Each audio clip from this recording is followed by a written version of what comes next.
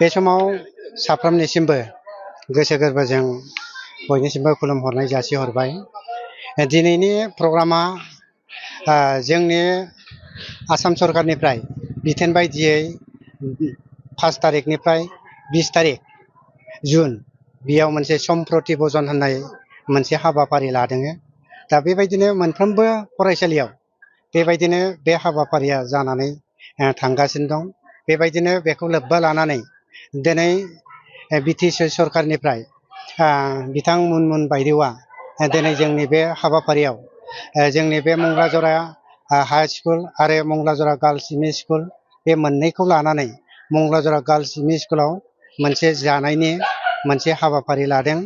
दा बेखौ बेयावनो बाहागो लानो हाबावदों जोंनिनो मानगोनां फटबरजरानि DI सार आरो मानगोनां BO सार बिथांमोनहा बेयाव बाहागो लादों। आरो बेबायदिनो दिनैनि हाबाफारियाव जोंनि बे ओनसोलनि माखासे इन्टेलेक्सुयेल बिथांमोनहा दिनै बे हाबाफारियाव होनानै फरायसुला फरायसुलिफोरखौ जेबायदि मोनसे थुलुंगानाय मोनसे हाबाफारि लादों बेयाव माने जोबोद गोजोनथाव। बेनि थाखाय जोङो बे फरायसालिनि गाहाय फोरोंगिरि जानानै बिथां मुनमुन बायदेव आरो जोंनि ओनसोलनि मानगोनां रायजो राजा बिथांमोन आरो बिथांनि BPF पार्टिनि जोंनि ओनसोलनि मानगोनां बिथां वार्कार बिथांमोनहाबो हागौमानि जानाय लोंनाय नि गेजेरजों बिथांमोनहा जोंखौ जोंनि फरायसुला फरायसुलिफोरखौ दिनैहाय जोंनो जाहोबाय लोंहोबाय। बेनि थाखायनो जों जोबोद गोजोननाय मोनदों।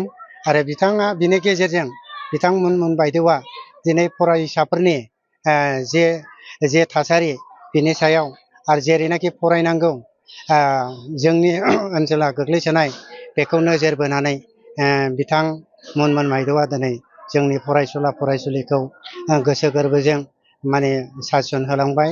बिनि थाखायनो आं बिथांनिसिम रोजा रोजा साबायखर जासियो। आरो जोङो ओनसोलनि जानानै जोंनि बे ओनसोलाव फटबरजरा आरो फटबरजरानि गेजेराव जोंनि मंगलाजराया मोनसे जोबोद गोग्लैसोनाय ओनसोल। बेयाव हाई स्कुल नायल' जायल' हाई स्कुल गंसे आरो गार्लस एमइ स्कुल गंसेल'नो दङ।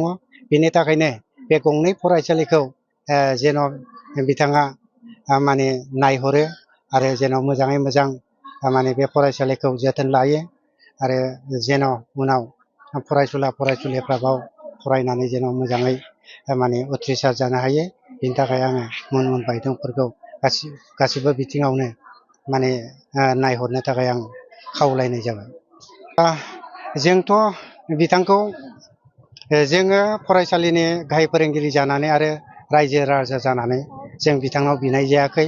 अब्लाबो बिथाङा गावनि मेगनजोंनो नुनानै जोंनि फरायसालिनि थासारिखौ नायनानै बिथाङा जोंनि मंगलाजरा गार्लस एमइ स्कुलाव जों बियाब्लाबो बिथाङा बेयाव मोनसे बाउन्डारिनि गोनांथि दं होननानै बिथाङा दिनै रायजोफोरनि सिगाङाव खोथा होलांबाय।